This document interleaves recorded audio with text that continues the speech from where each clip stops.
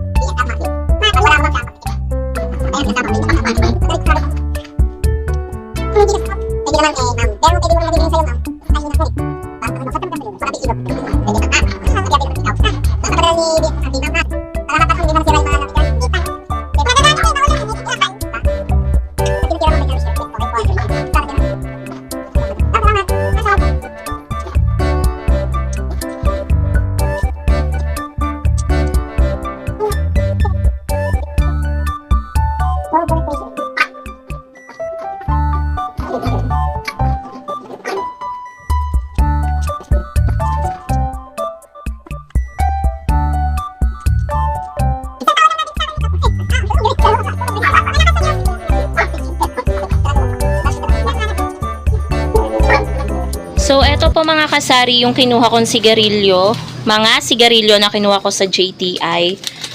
Bali, nagbayad din po ako last 2 weeks ago yung kinuha ko na worth 7,215.50.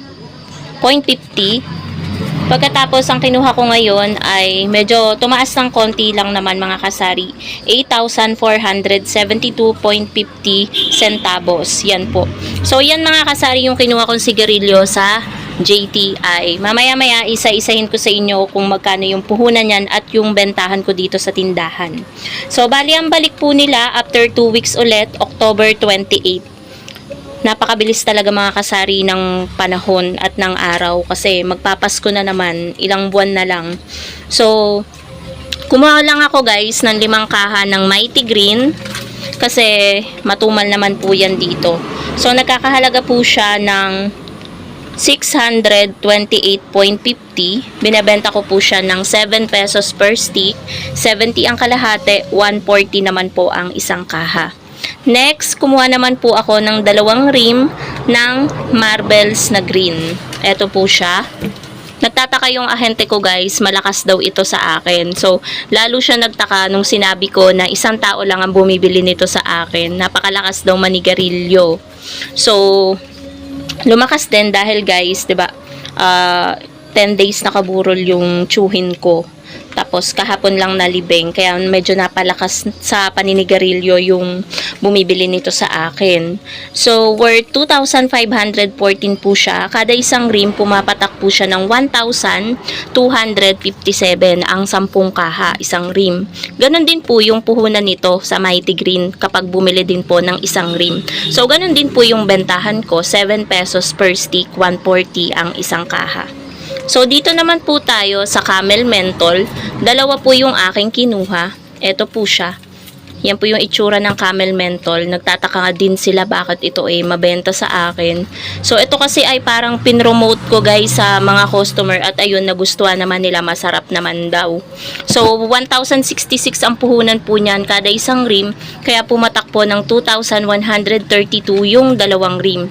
Pang ano naman po siya, pang sais, 120 ang isang kaha. And last mga kasari, 3 rim ng Camel na red. Ayan, 3 rim po siya.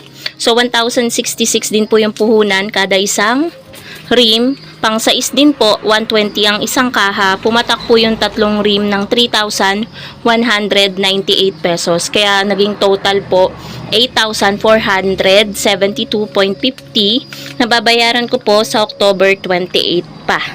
So, ang inaantay ko na lang mga kasari is yung PMFTC. Update ko na lang kayo ulit guys kapag nandito na sila. Much later. Hello sa inyo mga kasari, good morning. So, ito yung continuation ng vlog natin nung Monday. Today is Wednesday. Dahil guys, hindi dumating ang PMFTC nung Monday. So, ngayong Wednesday, nag-decide na talaga ako. Inantay ko sila kahapon, Tuesday.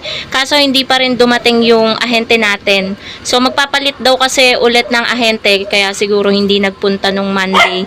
Kaso, ang dami na naghahanap guys ng sigarilyo. Ubus na yung aking Marlboro tsaka Chester na pula. Sobrang daming naghanap kahapon, sayang yung benta.